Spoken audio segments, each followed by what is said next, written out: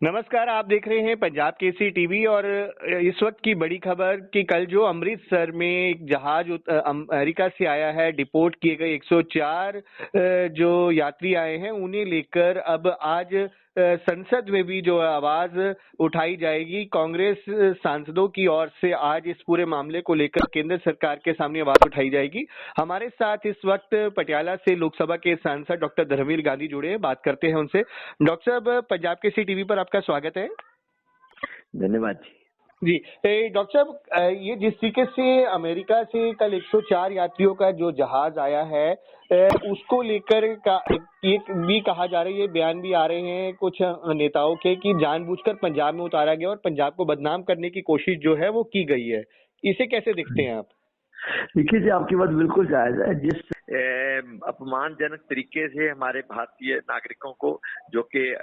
वहाँ प्रवासी के तौर पे काम करते थे, तो उनको जिस अपमानजनक तरीके से एक मिलिट्री प्लेन में भेजा गया है, वो सारे पंजाब के लिए, सारे हिंदुस्तान के लिए बड़ी बड़ी नमोशी वाली बात है। और इस बात ये भी भेद बना हुआ है कि इन नागरिकों को, जो जिनमें से 33 नागरिक कम से कम वो गुजरात के हैं, हरियाणा के हैं और कुछ पंजाब के हैं, उन सभी को ये अमृतसर में क्यों उतारा गया, दिल्ली में क्यों नहीं उतारा गया, अहमदाबाद में क्यों नहीं उतारा गया? तो ये पंजाब को एक तरह से बदनाम करने की मुझे साजिश लगती है। और दूसरा, अगर दिल्ली में उतरता तो ये अंतर्राष्ट्रीय मीडिया का मुद्दा बनता, क्योंकि दिल्ली में अंतर्राष्ट्रीय मीडिया की बहुत प्रेजेंस है। तो अगर दिल्ली में उतरा तो मोदी को जो ट्रंप को दोस्त बताते नहीं थकते थे, बघारते थे, शेखियां बघारते थे कि मेरा भाई, मेरा दोस्त ट्रंप, डोनाल्ड ट्रंप, तो वो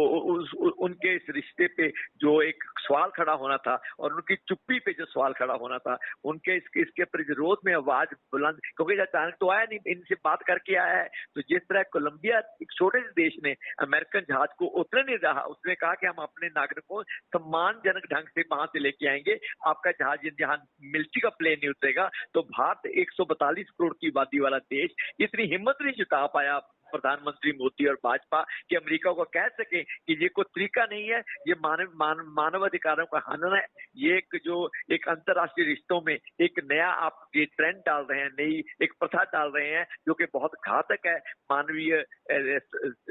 जो तिरस्कार जिस तरीके से आप कर रहे हैं मानवता का, ये हमें मंजूर नहीं है और हम अपने नागरिकों को इस तरह तिरस्कार नहीं होने देंगे। हम उनको कोलंबिया की तरह सम्मानजनक तरीके से वहां से लेके आएंगे और उनको यहाँ स्थापित करेंगे, उनको यहाँ संभालेंगे। तो डॉक्टर साहब, जिस तरीके से उन्हें वहां से भेजा गया है, हथकड़ियां बांधकर, पैरों में जो जंजीरें बांधकर, वो काफी अमानवीय तरीके से भेजा गया है, तो इससे लगता नहीं कि भारतीयों का अपमान कहीं ना कहीं किया गया है? बहुत ज्यादा।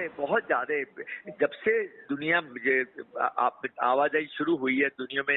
एक मुल्क से दूसरे लोग में जाने शुरू है, प्रवास तो दुनिया में सैकड़ों साल से चलता है। पर इस तरह एक मिलिट्री ध्वंस, जो मिलिट्री जो दबिश है और जो मिलिट्री की ताकत है, उसका मुजाहरा करते हुए अपनी जो अंतर्राष्ट्रीय ध्वंस है वो जमाते हुए, जिस तरह अमेरिका ने भारतीय नागरिकों के साथ जो बर्ताव किया है, तो जो अमानवीय बर्ताव किया है, वो हमें कतई मंजूर नहीं है। एक प्राउड पंजाबी होने के नाते, एक प्राउड भारतीय होने के नाते मैं इसका विरोध करता हूं और आज हम लोग संसद में भी इस मुद्दे पे आवाज उठाएंगे, ताकि भारतीय सम्मान को जो ठेस पहुंची है उसके बारे में अमेरिका को अवगत कराया जा सके, दुनिया को बताया जा सके। पर शर्म वाली बात तो ये है जी कि मोदी साहब जो भारत का बड़ा गुणगान करते हैं, भारतीय अमेरिकी रिश्तों का गुणगान करते हैं और जो अब ट्रंप को अपना दोस्त बताते हैं, और वो उनमें इतना दम नहीं उन्होंने दिखाया कि कोलंबिया की तरह, एक छोटे देश की तरह,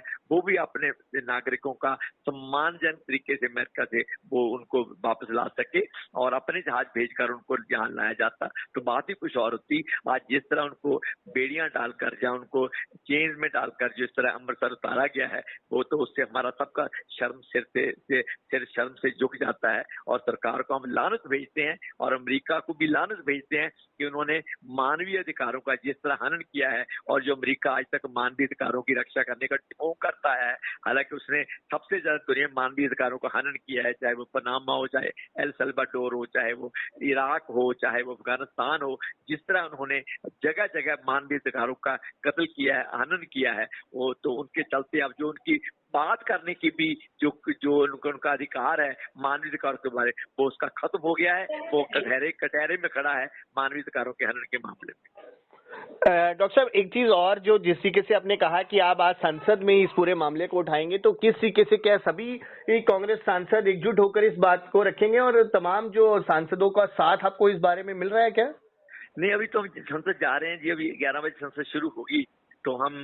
पहला मुद्दा यही उठाएंगे, सदन प्रस्ताव रखेंगे कि इस पे चर्चा हो और सरकार इस पे जवाब दे।